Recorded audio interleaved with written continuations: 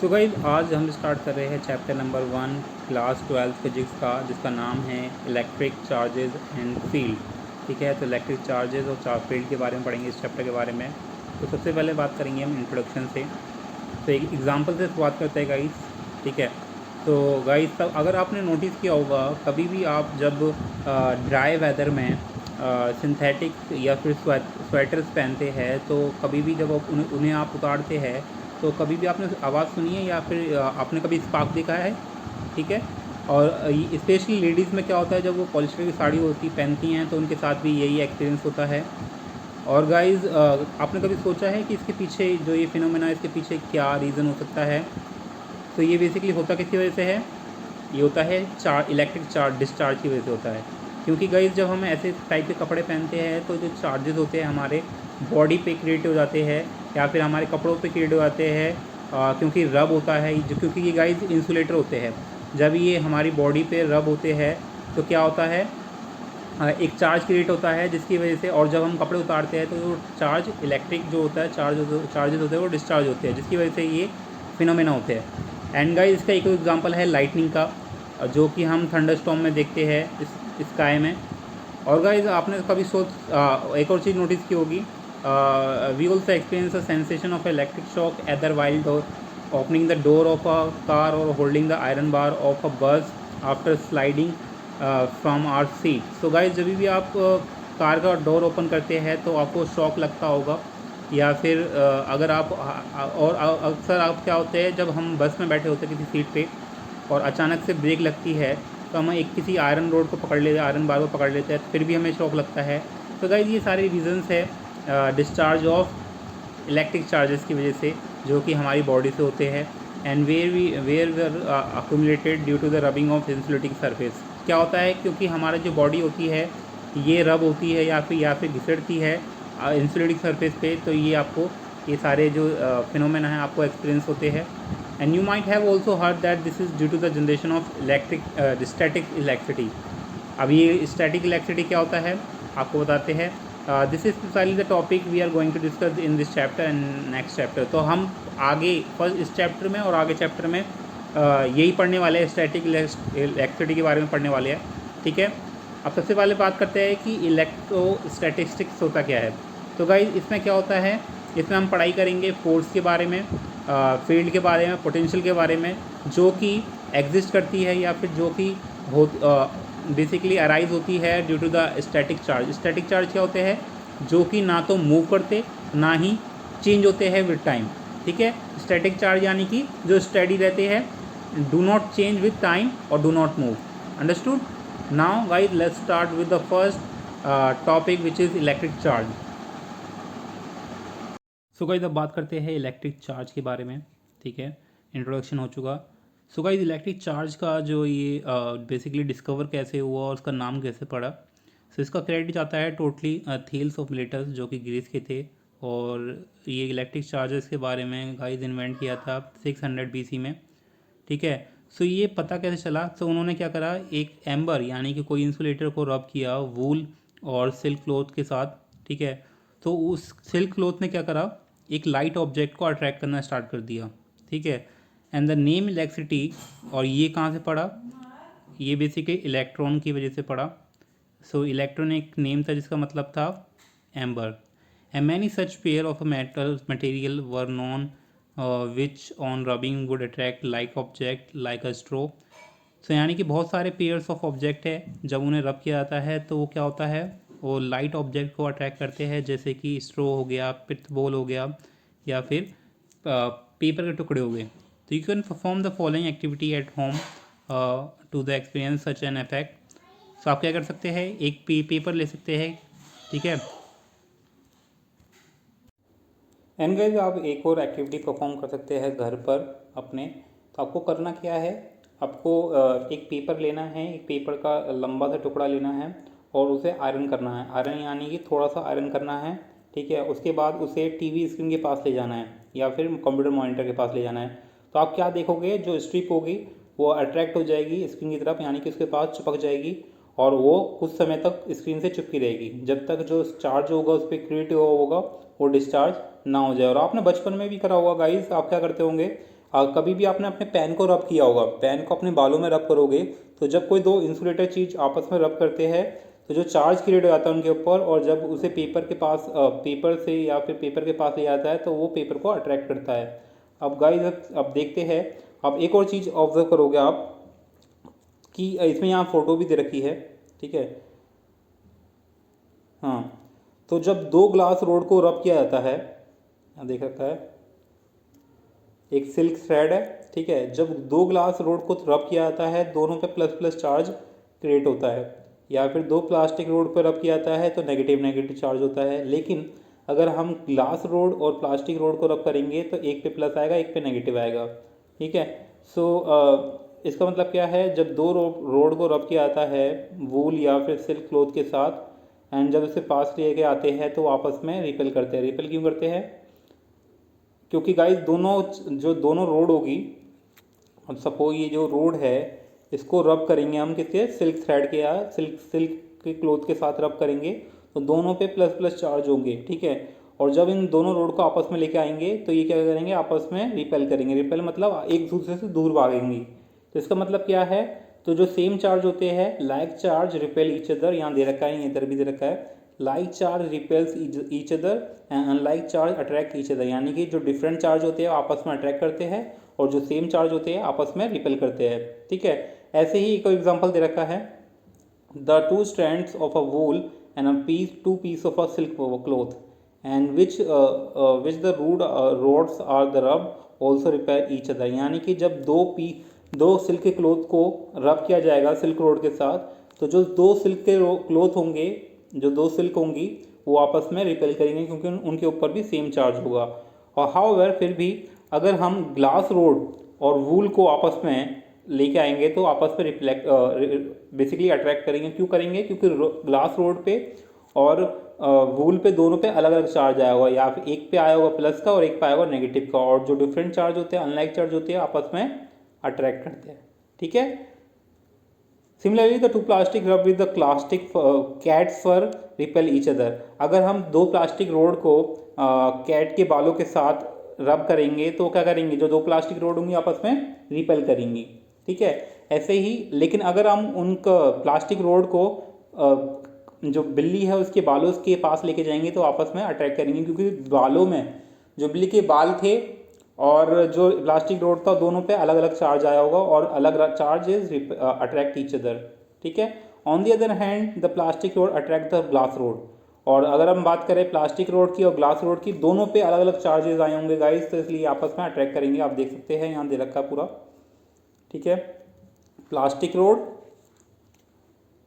हाँ ये plastic road और ग्लास रोड जब आपस में लेके आएंगे तो आपस में अट्रैक्ट करेंगे, ठीक है। तो जो सेम चीज होती है उस पर सेम चार्ज आएगा, जैसे कि प्लास्टिक रोड होगा दूसरी प्लास्टिक रोड पे भी जब उसे रब किया जाएगा सेम ऑब्जेक्ट के साथ तो दोनों पे सेम चार्ज आएगा। सो यानी कि क्या होगा, और अगर हम ग्लास रोड को बिल्ली के बालों के पास लेके जाएंगे वो आपस में रिपेल करेंगे क्योंकि दोनों पे सेम चार्ज आया होगा। And if a plastic rod rub with the plastic rod rubbed with the fur is made to touch two small pith ball suspended by the silk and nylon thread then the ball will repel each other. यानी कि अब यहाँ इसे ध्यान से देखना,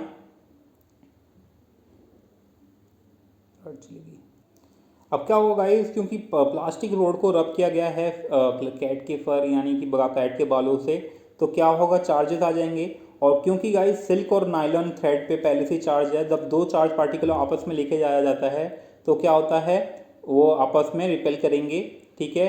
तो पहले तो वो सस्पेंड हो जाएंगे क्योंकि चार्ज पार्टिकल को चार्ज पार्टिकल के पास लेके जाओगे तो वो सस्पेंड हो जाएगा, और उसके बाद जो बॉल्स होंगी आपस में रिपेल करेंगे क्योंकि पिच बॉल के पास चार्जेस होंगे, ठीक है। और जो प्लास्टिक रोड होगा उसके जो चार्ज होंगे वो सस्पेंडेड हो जाएंगे सिल्क थ्रेड और नायलॉन थ्रेड से, are also repel each other by the rod, ठीक है। और similar effect is found if the pith ball are touch with the glass rod rub with the. तो ये आपको बताता रहेगा, सिंपल फंडा क्या आपको समझना है कि जो लाइक चार्जेस होते हैं, like charges repel each other, repel, ठीक है। एंड अनलाइक चार्जेस, बस आपको ये याद रखना है, अट्रैक्ट ईच अदर, ठीक है। And these seemingly simple facts are established from the years of effort and careful experiment with their analysis. It was concluded that after the many study by the different scientists, so finally conclude कर दिया गया था कि दो तरह की entity होती है हैं और जिनमें जिसे कहा जाता है हम इलेक्ट्रिक चार्ज कहते हैं. We said the body like the glass and plastic object silk fur pith ball are electrified. तो जो क्योंकि हमें पता है कि ये जो प्लास्टिक रोड होता है सिल्क होता है या फर हो गया पिथबॉल हो गया ये इन्हें इलेक्ट्रीफाइड यानी कि इन पे चार्ज क्रिएट किया जा सकता है. They acquire an electric charge on rubbing. और इन पे चार्ज कब आता है जब इन्हें रब किया जाता है किसी दूसरे ऑब्जेक्ट के साथ. And the experiment of the pithball suggested that there are two kind of electrifying.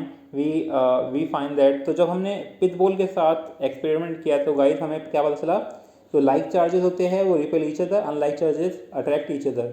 ठीक है. तो experiment also demonstrate that the charges are transferred from the rod to the pith ball. और हमने ये भी देखा कि जो रोड के चार्जेस थे वो पिथबॉल की तरफ ट्रांसफर हो गए यानी कि पिथबॉल पे ट्रांसफर हो गए क्योंकि जब रोड की गैस गाइस जो रोड पे चार्ज थे वो पहले से इलेक्ट्रीफाइड थी. ठीक है. जब उसे पिथबॉल के साथ हमने रब किया तो जो रोड के चार्ज थे वो पिथबॉल पे आ गए और जो रोड के चार्जेस थे वो सस्पेंड हो गए.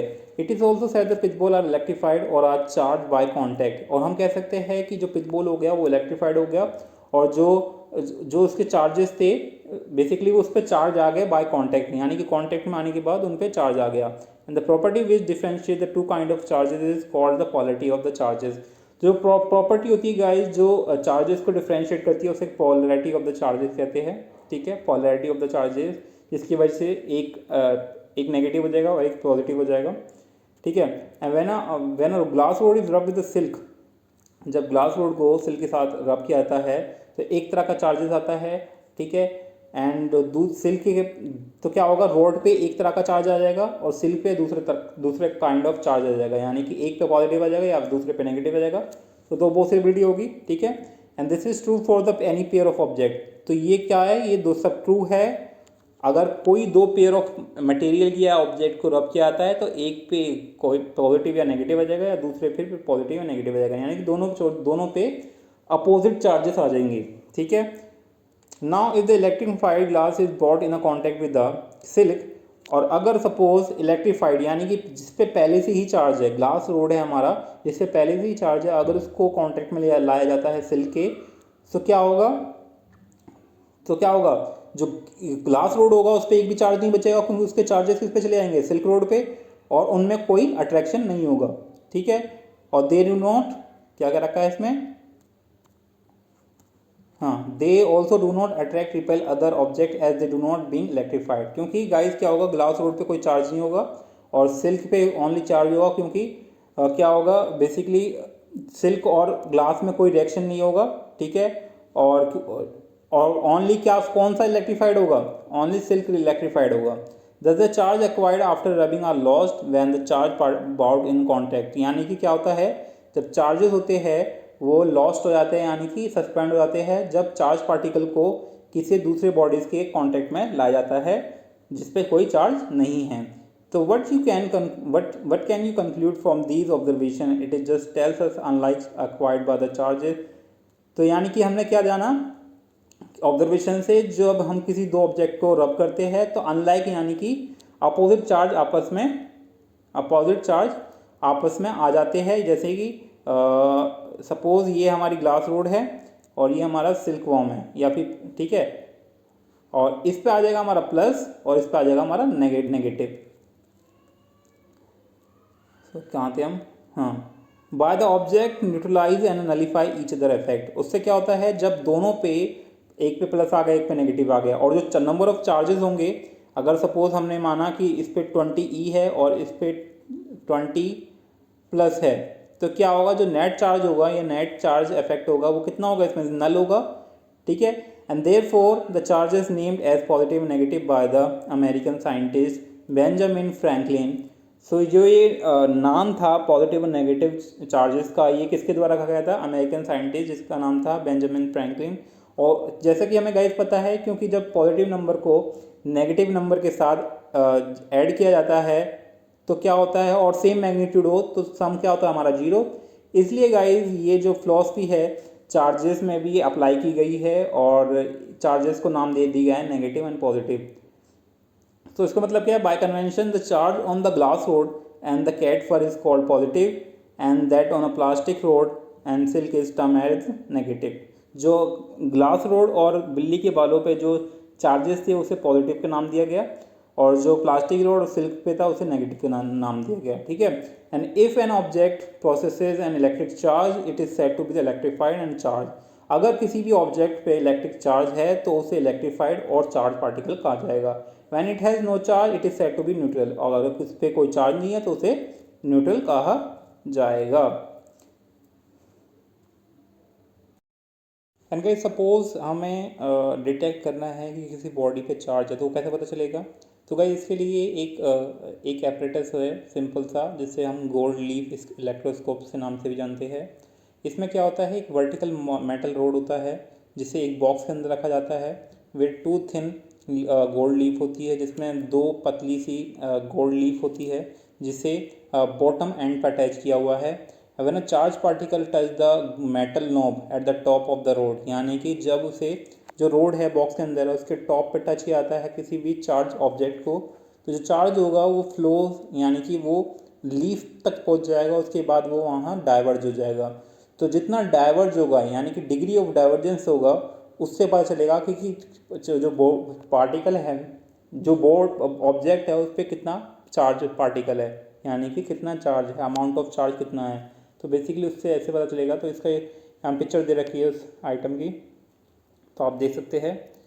से ये हो गई हमारी रोड, ठीक है, जिससे ये हो गई हमारी रोड जिसे हमने एक बॉक्स के अंदर लगा रखा है, ठीक है। और उसके टॉप पे हम एक चार्ज पार्टिकल लगाएंगे।